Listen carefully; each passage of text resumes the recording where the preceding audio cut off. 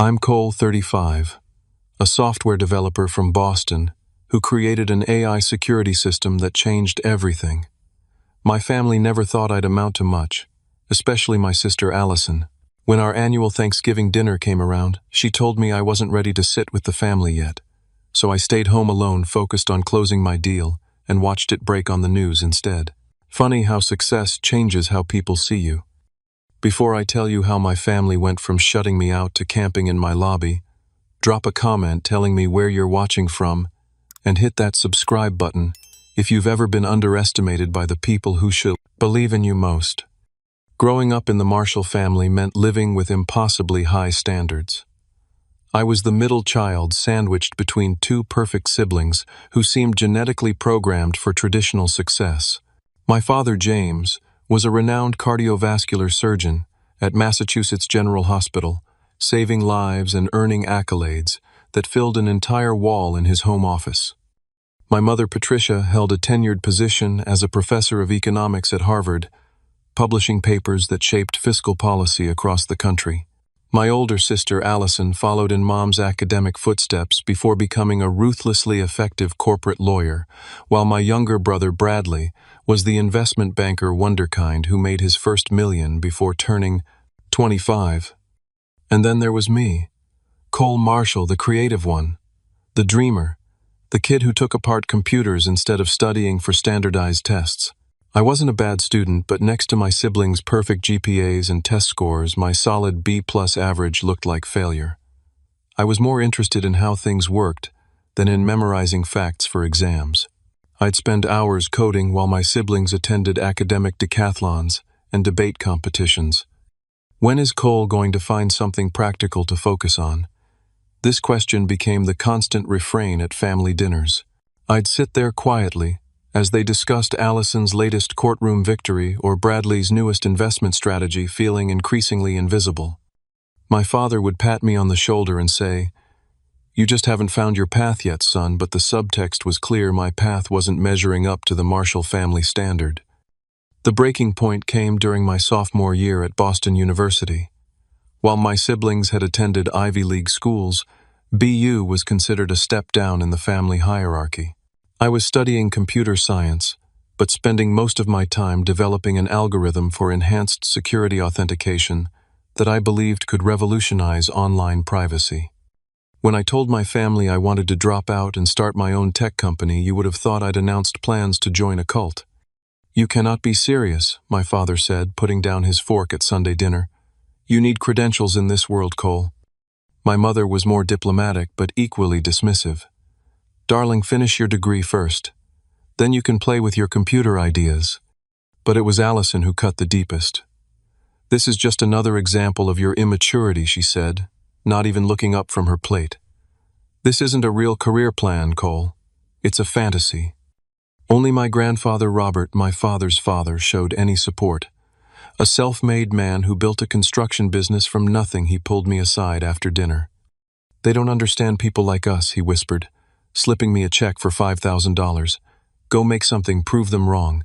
He passed away 3 months later, never getting to see what his belief in me would eventually create. I dropped out the following week, moved into a tiny apartment with 2 roommates, and used my grandfather's money to buy equipment. My parents reduced communication to terse monthly phone calls. Bradley treated my decision as an embarrassing family secret, but Allison was the worst, sending articles about tech startup failures and job postings for entry-level IT positions. "Just trying to help you have a backup plan," she'd say with that mixture of condescension and pity that became her default tone with me. The family events became increasingly uncomfortable. At Thanksgiving that year, I was seated at the kids' table despite being 22 years old. By Christmas, conversations stopped when I entered rooms. My projects in progress were never deemed important enough to discuss alongside Allison's law firm partnership track or Bradley's portfolio performance. The pattern continued for years. As my family climbed higher in their prestigious careers, I was systematically excluded from their narrative of success. Holiday invitations became conditional on not discussing my hobby, as they called my business. Family photos mysteriously featured everyone but me. When my grandmother had her 75th birthday celebration, Allison called to tell me the dress code was successful professional.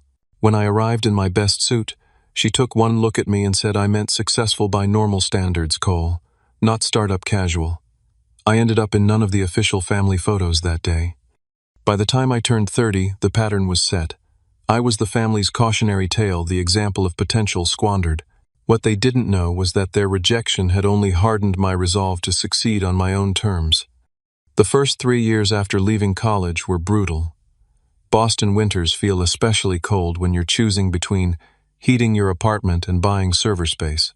I worked as a barista in the mornings, did freelance coding projects all afternoon, and developed my security software deep into the night.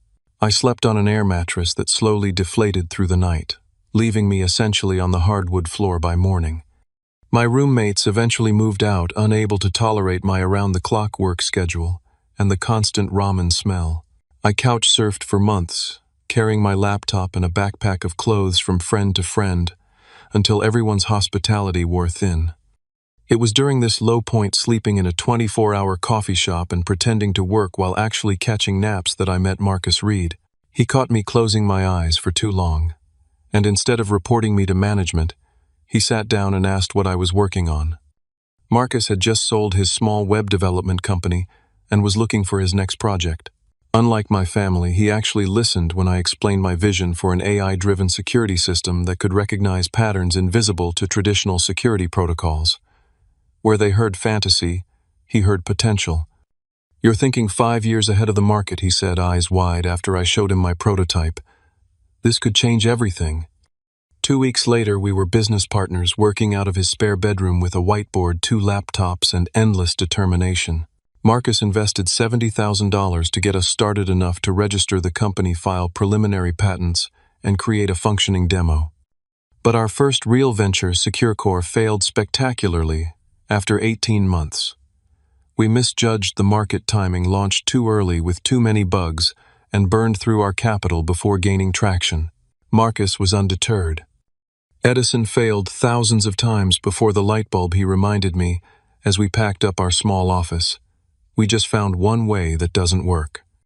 Our second attempt was more focused. We named it Quantum Lock and concentrated solely on developing the AI aspect of the security system. We lived on instant noodles and worked out of a shared workspace where we could only afford to rent desk space 3 days a week. The other days we worked from public libraries or any coffee shop with free Wi-Fi and lenient policies on how long customers could stay. The algorithm was revolutionary, but convincing anyone to invest proved nearly impossible. Venture capitalists would listen politely before explaining that our goals were too ambitious, our team too small, our experience too limited. "Come back when you have more traction" became the standard rejection. After 37 failed investment pitches, we were nearly ready to give up. Our personal savings were depleted, and Marcus had already taken out a second mortgage on his condo. We gave ourselves 1 month to find funding before we would have to shelve the project and find regular jobs. That's when Rachel Kim entered our story. A partner at Horizon Ventures, she specialized in high-risk, high-reward tech investments. Unlike other VCs who sent junior associates to our pitch, Rachel came herself and asked questions that showed she truly understood what we were building. "Everyone else is thinking about fixing today's security problems," she said after our presentation. "You're preventing tomorrow's. That's where the real value island." Rachel invested $1.5 million for a 15% stake in Quantum Lock. It wasn't the largest seed round in Boston's tech scene, but it was enough to rent real office space, hire 4 key employees, and give ourselves actual salaries for the first time in years. Dominic Alvarez joined as our lead engineer, a coding genius who could translate my theoretical algorithms into functioning code faster than anyone I'd ever met. Sophia Washington came aboard to handle marketing and business development, bringing connections from her years at larger tech firms. With a real team in place, Quantum Lock began to gain momentum. Our first client was a small regional bank, looking for enhanced security after a minor breach. The implementation wasn't perfect, but our system caught several intrusion attempts that their traditional security had missed. Word began to spread in financial circles. By year 3, we had 27 clients, mostly small to mid-sized financial institutions, and a few healthcare companies with sensitive data concerns. We were profitable, though, just barely, and beginning to draw attention from industry publications. An article in Tech Innovator called our approach potentially revolutionary and placed us on their companies to watch list. I sent the article to my family, hoping for some acknowledgement. My mother replied with a brief, "Congratulations." My father said nothing, and Bradley sent back, "Nice write-up, bro," which was actually progress for him. Allison's response was typically, "Allison, interesting small start. Let me know when Fortune or Wall Street Journal covers you." Despite the continued family skepticism, we were gaining legitimate industry recognition. Security Tech Summit invited me to speak on an innovation panel. Our system prevented a major data breach at a client's company, saving them potentially millions in damages, and yielding our first genuine case study. Most significantly, we began preliminary conversations with Global Tech, one of the largest technology corporations in the world. Their head of security had seen our presentation at a conference and reached out about potential applications for their cloud services division. It was early discussions, but even getting in their door was a massive validation of our approach. As Thanksgiving approached in our 4th year of operation, QuantumLock stood at a precipice between remaining a promising startup and becoming a genuine industry player. The Global Tech deal, if it came through, would transform everything. I was working 16-hour days finalizing our proposal, refining the technology, and preparing for what could be the most important business meeting of my life. For the first time in years, I felt I had something that might actually impress my family. Something that even they couldn't dismiss as a hobby or a phase. Something that might finally earn me a place at the adults' table. The Marshall family Thanksgiving was an institution, a carefully choreographed event that showcased our family's accomplishments as much as my mother's culinary skills. The dining room would be immaculately decorated, the conversation curated to highlight professional achievements, and the seating arranged to reflect the current family hierarchy. As November approached, I found myself actually wanting to attend for the first time in years. QuantumLock was on the verge of something big, with the Global Tech negotiations progressing well. I had genuine accomplishments to share, metrics and milestones that even my statistics-obsessed family might appreciate. I called my mother on a Sunday afternoon 2 weeks before Thanksgiving. She sounded surprised to hear from me, as our communication had dwindled to obligatory birthday calls and the occasional text message. "Cole, what a nice surprise," she said, her voice carrying that slight hesitation that suggested she was waiting for bad news or a request for money. "Hi, Mom, I was calling about Thanksgiving. I'd like to come this year." There was a pause, the sound of papers shuffling. "Oh, well, we're doing the usual time, 3 o'clock. Your Aunt Catherine and Uncle Thomas will be there with the cousins." "Great," I said, encouraged by the lack of immediate rejection. "I've got some exciting news about the company. We're in final negotiations with Global Tech for a major implementation of our security system." "That sounds promising," she said, her tone warming slightly. "Your father will be interested to hear about that. He just started using one of those password manager things for his patient files." It wasn't exactly enthusiastic support, but it was more positive engagement than I'd received in years. We chatted for a few more minutes, and she even asked some basic questions about how the business worked. By the end of the call, I felt cautiously optimistic about Thanksgiving. That optimism lasted exactly 3 days until Allison called. "Cole, it's your sister," she announced, as though I might have forgotten her voice after 30-plus years of her telling me what to do. "Hey Allison, what's up? I was in the middle of coding, but I put my work aside." Allison rarely called without a specific purpose. "Mom mentioned you're planning to come to Thanksgiving." "That's right. The company's doing really well, and I thought it would be nice to reconnect with everyone." I tried to keep my tone light, collaborative. "About that," she said, her lawyer voice in full effect, "I don't think it's a good idea this year." "What? Why not?" "Well, Franklin will be there." Franklin was her husband, a tax attorney with the personality of dry toast. And he's bringing his boss and his boss's wife. Bradley's also bringing his new girlfriend, Hannah, whose father is the dean of finance at Wharton. It's going to be a very professional gathering. I felt the familiar tightening in my chest, the same sensation I'd experienced at countless family events where I was treated as an embarrassing anomaly.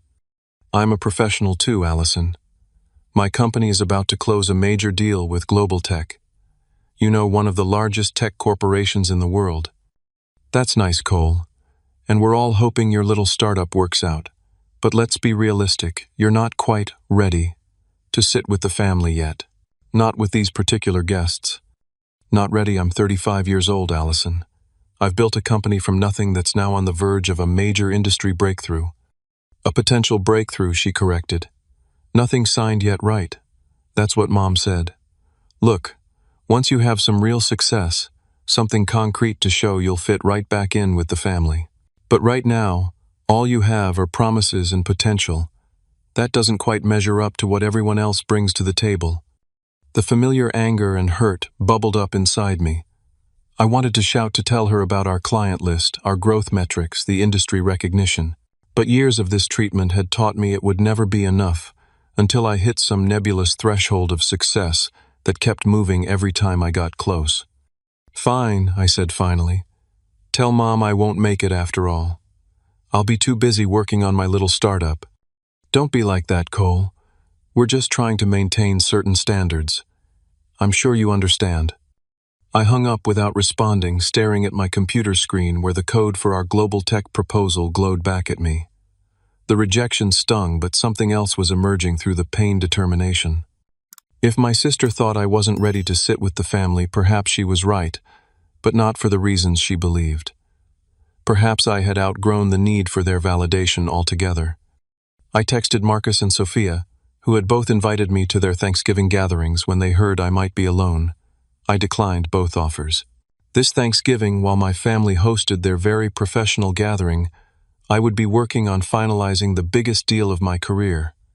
You're seriously going to work through Thanksgiving? Sophia asked when I told her my plan the next day. That's a little depressing, Cole. Actually, it feels right, I said, surprising myself with how much I meant it. For once, I'm choosing my own path completely, not trying to earn my way back to a table where I was never really welcome. Marcus clapped me on the shoulder. Their loss, man. But if you change your mind, my door's open. My mom makes enough food for an army. I spent the week leading up to Thanksgiving in a state of focused determination. Every slight, every dismissive comment, every condescending look from my family had been quietly fueling my drive for years. Now, rather than trying to prove them wrong, I was simply moving forward on my own terms. The Global Tech proposal was nearly complete, but there were still technical challenges to solve. Their security infrastructure was complex, and integrating our system would require custom solutions. These were exactly the kind of puzzles that had always captivated me, the challenges my family had dismissed as frivolous hobbies. As Thursday approached, I received a text from my mother. We'll miss you tomorrow. Maybe Christmas. It was a peace offering of sorts, but the implied conditionality was clear. My presence remained optional, dependent on factors beyond simply being their son and brother. I replied with a non-committal, "We'll see," and turned my attention back to the work that now defined me far more than my family name ever had.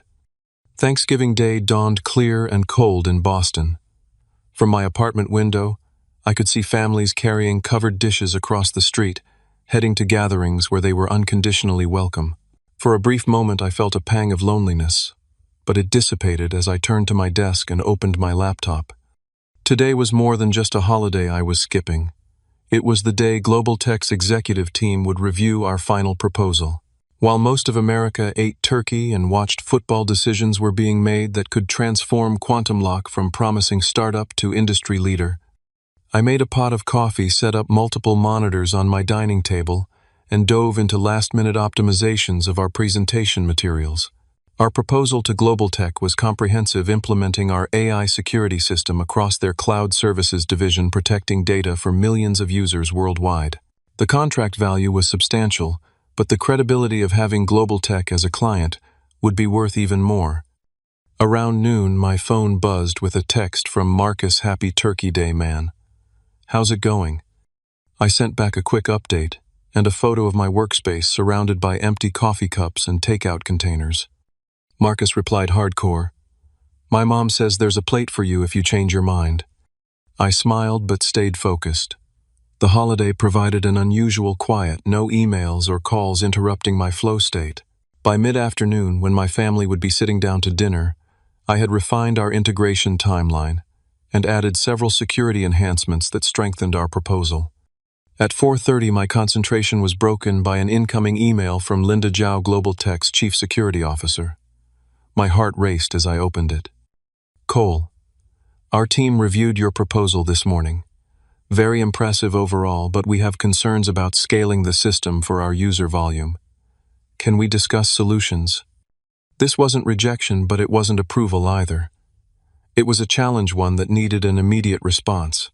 I called Marcus, who answered amid the sound of family chatter in the background. We've got a potential roadblock with Global Tech, I explained. They're worried about scale. Want me to come over? I can leave in 20. No, enjoy your family time. I'll take a first crack at it and call if I need backup. I spent the next 3 hours rebuilding portions of our architecture, designing a more distributed approach that could handle Global Tech's massive user base. As the evening wore on, I lost track of time, fully immersed in solving the puzzle before me. At 9:15, my phone rang. It was Rachel Kim, our investor. Shouldn't you be in a turkey coma right now? I asked. I could ask you the same thing, she replied. I just got a call from my contact at Global Tech. They said you sent over revised architecture specs an hour ago, on Thanksgiving evening. They're impressed with the responsiveness. Did they say anything about the technical solution? They're reviewing it now. Their team actually went back to the office after dinner to look at it. That's a good sign, Cole. Very good. After hanging up, I paced my apartment, too anxious to sit still. This was the culmination of years of work of believing in something no one else could see. If the deal went through, it would validate everything. If it didn't, my computer chimed with an incoming video call request at 11:20. It was Linda Zhao. I took a deep breath, straightened my shirt, and accepted the call. Linda's face appeared the Global Tech office, visible behind her. Several other people were gathered around a conference table looking at screens. Cole, hope we're not interrupting your holiday too much, she began. Not at all. What did you think of the revised architecture? Linda glanced at her team, then back at the camera. We think it's brilliant. The distributed processing approach solves our scaling concerns, and the redundancy features actually improve on our current security protocols. I tried to maintain a professional demeanor, but inside I was soaring. We'd like to move forward, she continued. Our legal team is drafting the contract now. This will be the largest security implementation we've ever undertaken with an external partner. The call continued for another 30 minutes as we discussed implementation details and timeline. By the time we disconnected, it was official. Quantum Lock had landed the largest security technology deal in the industry that year. I sat in stunned silence for several minutes after the call ended. Then I did something I hadn't done in years. I cried. Not from sadness, but from vindication relief and the sudden release of pressure that had been building since the day my family first dismissed my dreams. At midnight, as Thanksgiving officially ended, my doorbell rang. Marcus stood there holding a bottle of champagne, grinning widely. Rachel called me, he explained. Said we had something to celebrate. We popped the champagne, drinking straight from the bottle like the broke startup founders we'd once been. Marcus raised a toast to the guy who skipped Thanksgiving dinner and landed the biggest deal of the year instead. Later, as Marcus was leaving, he paused at the door. Are you going to call your family? Tell them about the deal. I considered it for a moment. Number. The announcement goes public tomorrow morning. They can find out along with everyone else. Marcus nodded, understanding the years of context behind that decision. Well, I'm proud of you, man. You built something real, something important. After he left, I sat by my window looking out at the quiet post-holiday street. Somewhere across the city, my family was sleeping in their elegant homes, unaware that by morning my name would be appearing in business news headlines nationwide. For the first time in my adult life, I didn't need their approval or recognition.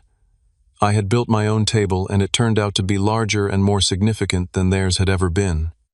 I woke the next morning to the insistent buzzing of my phone. Disoriented and still wearing yesterday's clothes, I fumbled to silence the noise without checking who was calling. The digital clock on my nightstand read 6:15 far earlier than I typically started my day. The phone immediately began buzzing again. This time I glanced at the screen. Marcus was calling, which was unusual this early. I answered groggily. "Dude, turn on the news right now," he said without preamble.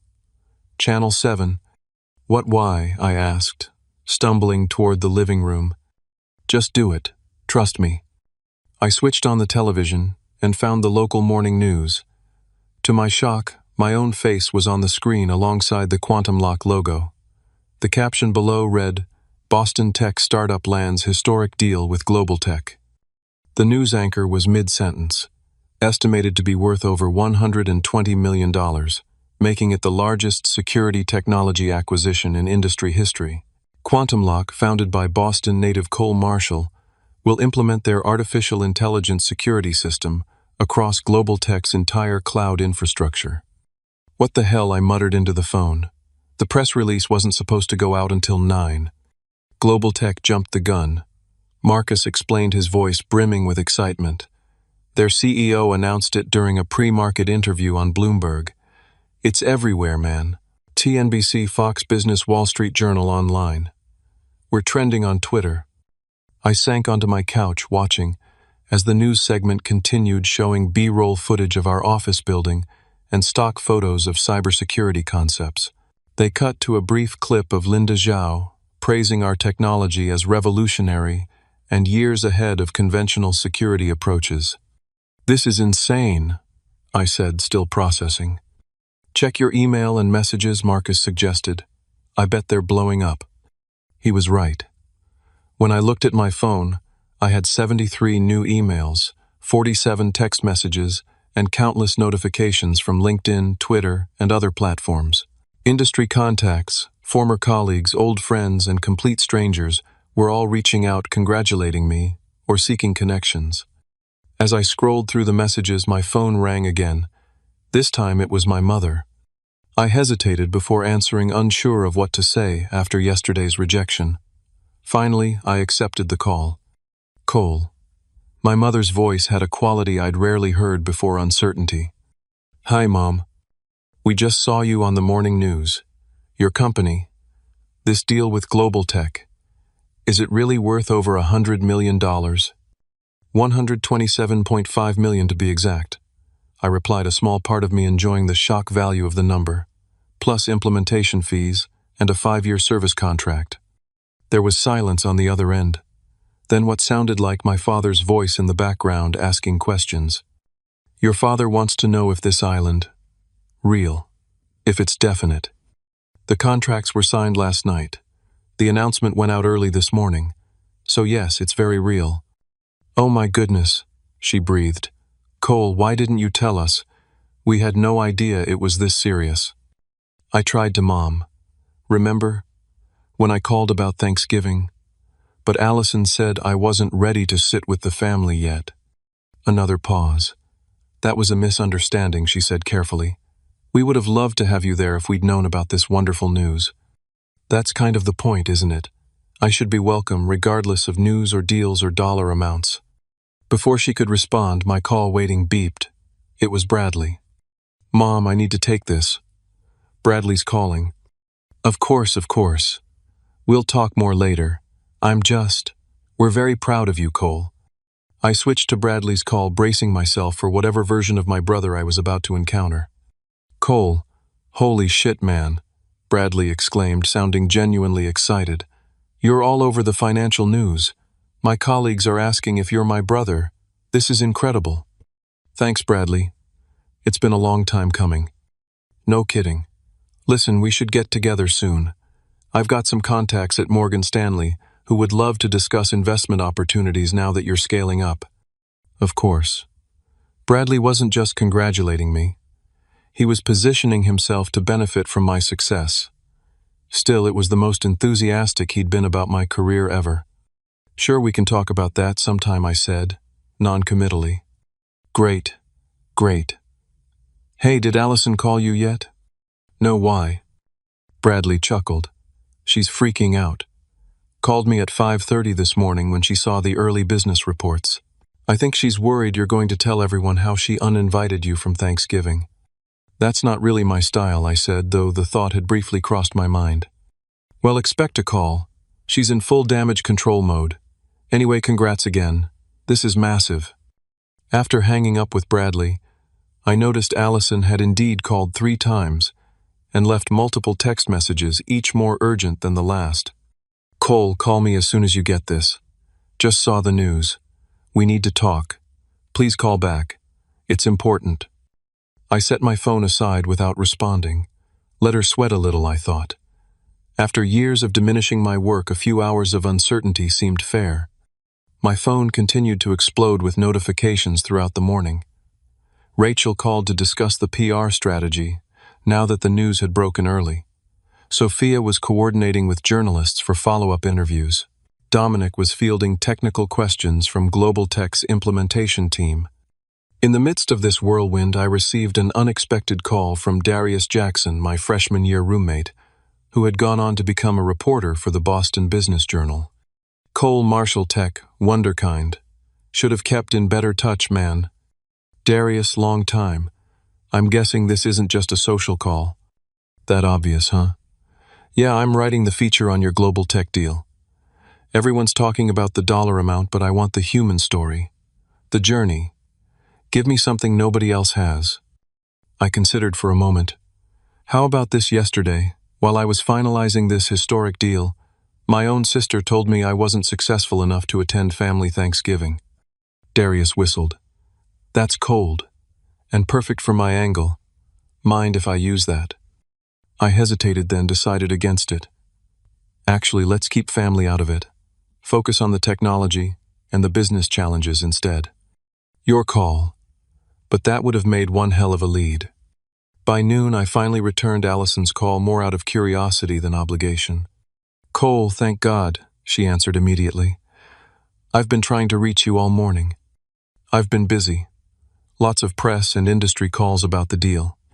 Yes, the deal. It's impressive. Truly. I had no idea things had progressed to this level. That's because you never asked Allison. None of you did. She sighed heavily. I may have been hasty in my assessment yesterday about Thanksgiving. It was poor judgment on my part. This was as close to an apology as Allison Marshall had ever given anyone. Under different circumstances, I might have savored it more. Instead, I felt strangely detached. Water under the bridge, I said. Was there something specific you needed? Actually, yes. The family is getting together tomorrow for lunch at Dad and Mom's. We'd very much like you to join us. Franklin's boss was quite impressed when your name came up at dinner yesterday. He apparently uses Global Tech services for his firm and was fascinated to learn about the family connection. There it was. Not an invitation based on familial love or genuine interest in my life, but on what social capital my sudden success could provide. I'll check my schedule, I said neutrally. We're in full implementation mode now, so things are pretty hectic. Please try to make it, she pressed. It would mean a lot to everyone. After ending the call, I stood by my apartment window watching people on the street below going about their normal Friday activities, unaware that my life had transformed overnight. The familiar Boston skyline looked different somehow, as if the buildings had shifted slightly while I slept. It wasn't the city that had changed, of course. It was me, and more importantly, how the world perceived me. I turned back to my laptop where emails continued to pour in. Among them was a message from Darius' subject line, "Just saw this." He had attached a link to a business forum where someone had posted Quantum Lock CEO Cole Marshall was reportedly working through Thanksgiving to close the Global Tech deal, while his family celebrated without him. Talk about dedication. The story was already taking on a life of its own. By tomorrow, who knew what narrative would emerge? One thing was certain. I wasn't the same invisible middle child anymore. For better or worse, I was now Cole Marshall Tech success story. And my family, who couldn't make room for me at their Thanksgiving table, would be dealing with that new reality very soon. Saturday morning arrived with clear skies and a crisp November chill. I had spent most of Friday fielding press inquiries, reassuring clients that the Global Tech deal wouldn't affect their service and beginning preliminary implementation planning with Linda's team.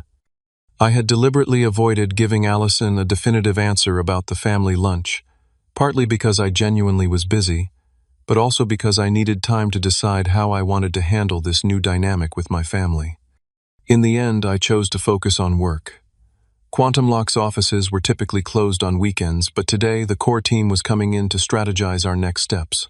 Success brought its own challenges. We needed to scale our operations, quickly hire additional staff, and ensure we could deliver on the promises we'd made to Global Tech. I arrived at our building around 8:30 earlier than the rest of the team.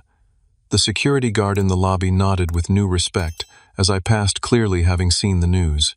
Our office occupied half of the 12th floor in a renovated factory building in Boston's Innovation District with exposed brick walls and large windows overlooking the harbor. As I approached the elevator, the guard called out, "Mr. Marshall, you have visitors waiting upstairs." "Visitors who?" "A family," they said. "4 people. They've been here since 8. I sent them up to your floor's waiting area." My stomach tightened. There was only one family this could be. When the elevator doors opened on the 12th floor, I immediately saw them through the glass doors of our reception area. My father standing stiffly by the window, my mother perched nervously on the edge of a chair, Bradley examining our awards wall with his hands clasped behind his back, and Allison pacing while checking her phone. For a moment, I considered hitting the elevator button and descending back to the lobby, but they had already spotted me. I pushed through the glass doors, and there was an awkward moment where no one seemed to know the appropriate greeting. My mother rose first, moving toward me with arms outstretched. "Cole, darling, your office is lovely." I accepted her hug, feeling the unfamiliar stiffness between us. "Thanks, Mom. I wasn't expecting visitors today." "We tried calling," my father said, stepping forward to shake my hand formally, but it went straight to voicemail. "I turned my phone off last night. Needed a break from the constant calls." Allison approached next, her expression a carefully constructed mask of sisterly pride. "We thought we'd surprise you. Celebrate your big news in person." Before I could respond, the elevator dinged again, and Marcus stepped out, coffee carrier in hand. He stopped short at the sight of my family. "Oh, sorry. Didn't realize you had company." He looked at me questioningly. "It's fine, Marcus. This is my family. They dropped by unexpectedly." I performed brief introductions, watching as my family registered that Marcus, with his casual attire and relaxed demeanor, was my business partner, the co-architect of our success. "Great to finally meet you all," Marcus said with a pointed emphasis on finally that didn't escape anyone's notice. "Cole's told me so much about you." An uncomfortable silence followed, broken when the security guard approached with a concerned expression. "Everything okay here, Mr. Marshall? These people said they were family, but they're not on the approved visitor list." It was a small thing, but seeing my family, who had always been the ones with authority and status, being questioned about their right to be in my space, shifted something fundamental in the dynamic. "It's fine, Dave. They're with me," I assured him. "Sorry about that," Dave said, turning to my family. "We've had to tighten security since yesterday. Lots of people trying to get in to see Mr. Marshall since the news broke." My father looked surprised at the deference in Dave's tone. My brother seemed impressed, despite himself. Allison's expression was unreadable. "Why don't we go into the conference room?" I suggested, leading them past the reception area into our main office space. Our headquarters wasn't lavish by corporate standards, but it was modern and thoughtfully designed. Whiteboard walls covered with complex diagrams, comfortable workstations, and the glass-walled server room housing. Our development environment all spoke to a successful operation. As we walked, I noticed my family taking everything in, recalibrating their mental image of my hobby. In the conference room, with its view of Boston Harbor, we sat around the large table where just days ago we had finalized the Global Tech proposal. Now it was the stage for a very different kind of negotiation. "This is all quite impressive, Cole." My father began gesturing at the office. "You've built something substantial here." "Thank you," I replied simply. "Why didn't you tell us it had gotten this serious?" my mother asked, her tone somewhere between hurt and accusatory. "All these years we thought you were just, well." "Just what, Mom?" I asked quietly. "Just wasting my time, just avoiding real work, just failing to live up to the Marshall family standard. That's not fair, Allison interjected. We were concerned about your stability, your future. This industry is notoriously volatile. So is the stock market, I countered, looking at Bradley. So is the legal profession in a changing economy. Everything has risks. The difference is you never believed mine were worth taking. My father cleared his throat. Perhaps we were too traditional in our thinking, too focused on established paths, but we always wanted what was best for you. Did you? Or did you want what would reflect best on you? The question hung in the air, uncomfortably direct after years of polite evasions and unspoken judgments. Bradley surprisingly broke the tension. He's right, Dad. We were all pretty dismissive of Cole's work. I know I was. He turned to me. That was short-sighted of me, bro. What you've built here is impressive as hell. This unexpected support from Bradley shifted the energy in the room. My mother's eyes welled with tears. We're so proud of you now, Cole, she said, reaching for my hand across the table. So very proud. Now I repeated, withdrawing my hand gently but firmly. That's the operative word, isn't it? Now that there's external validation, now that the business world has deemed my work valuable, now that my success might actually benefit you socially. That's not fair, Allison said again, but with less conviction. Isn't it you literally told me 2 days ago that I wasn't ready to sit with the family, that I needed real success before I could be included? Well, here it is by your definition. And suddenly, everyone's proud and supportive. My father, ever the pragmatist, attempted to redirect the conversation. What's past is past, Cole. We're here now because we want to be part of your life going forward. Your success opens many doors, and we can help you navigate these new waters. I have contacts in venture capital who could— Stop, I interrupted, raising my hand. Just stop. This is exactly what I'm talking about. You're already positioning yourselves to capitalize on my success rather than simply being happy for me. The conference room door opened, and Sophia entered with a tablet in hand. She paused, sensing the tension. Sorry to interrupt. The Global Tech Implementation team is on the line for the scheduled call. I'll be right there, I said, grateful for the interruption. My family was just leaving. But we just got here, my mother protested. We thought we could take you to lunch, celebrate properly. I'm working today. We have a $127 million contract to implement. I stood, signaling the end of the conversation. I appreciate you coming by, but this isn't a good time. As the others reluctantly rose to leave, Allison remained seated. Could I speak with Cole privately for a moment? She asked, looking at our parents and Bradley. They nodded and filed out my father already on his phone, probably calling one of those venture capital contacts he'd mentioned. When we were alone, Allison's carefully constructed facade cracked slightly. You're enjoying this, aren't you? Making us grovel after years of being the family disappointment. I'm not making anyone grovel, Allison. I'm just not pretending the past didn't happen. People make mistakes, Cole. We misjudged your potential. We're trying to make amends. Are you? Or are you trying to save face now that your unsuccessful brother is making headlines? She flinched at the directness of the question. For perhaps the first time in our adult relationship, I saw genuine regret in her eyes. Both probably, she admitted with unexpected honesty. Does that make me terrible? It makes you human. But it doesn't erase years of condescension and exclusion. What do you want from us, Cole? An official apology? Public self-flagellation? What would make this right for you? I considered the question seriously. I don't want anything from you, Allison. That's the point you're missing. For years I wanted your approval, your acceptance. I wanted a place at the family table. Now I realize I've built my own table, and it's actually bigger and more meaningful than the one you were keeping me from. She nodded slowly, absorbing this. So where does that leave us? As a family?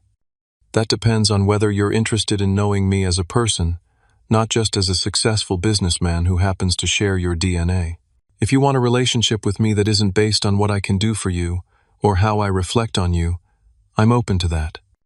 And if we can't offer that, then we'll keep things cordial and distant just as they've been. The only difference is, Now I'm at peace with it. Allison stood smoothing her immaculate pantsuit. You've changed, Cole. And not just because of the money. No, I agreed. The money just made you notice. She extended her hand formally as if concluding a business meeting. Congratulations on your success. Genuinely. I shook her hand, feeling the strange mix of familiarity and distance between us. Thank you. I hope you find what you're looking for, Allison, whatever that might be.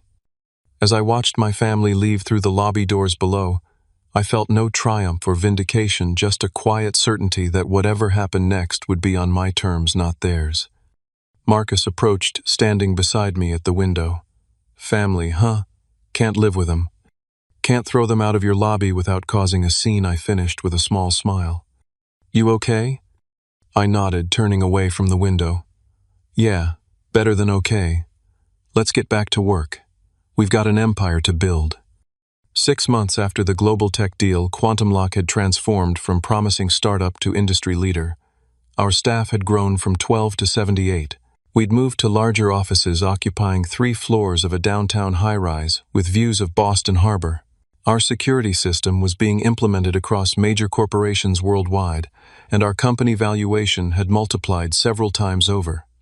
Success brought its own challenges. I was no longer just a coder with a vision. I was a CEO with responsibilities to employees, clients, and investors. The hours were longer, the decisions weightier, but the work remained deeply satisfying because we were building something that mattered. More difficult to navigate was the changed relationship with my family. In the months following our lobby confrontation, we'd established a new dynamic, one built on cautious distance rather than constant validation seeking on my part. My mother made the most genuine efforts to reconnect. She called regularly, asking thoughtful questions about my work and life without the dismissive undertones that had previously characterized our interactions. She'd even taken an online course about cybersecurity basics, saying she wanted to understand my world better. I was wrong about your path, Cole, she admitted during a rare dinner together, just the two of us. I was so focused on what success looked like in my generation that I couldn't see you were creating something new and important. My father maintained a more formal relationship, sending occasional emails with relevant articles about the tech industry or security breaches that might interest me. It was his way of saying he was paying attention now, even if he couldn't quite bring himself to admit how thoroughly he'd dismissed my potential. Bradley surprisingly became something of an ally. Once the initial awkwardness passed, his straightforward business mind appreciated what we'd built at Quantum Lock. He didn't pretend to understand the technology, but he respected the results. We occasionally met for drinks, keeping conversations light and finding common ground in the challenges of leadership. Allison remained the most distant. Our interaction at the office that day had exposed truths neither of us was entirely comfortable acknowledging. We saw each other at occasional family events, but maintained a polite detachment that was probably healthier than the condescension and resentment that had characterized our relationship before. The most meaningful relationships in my life were now with the people who had believed in me when belief wasn't easy.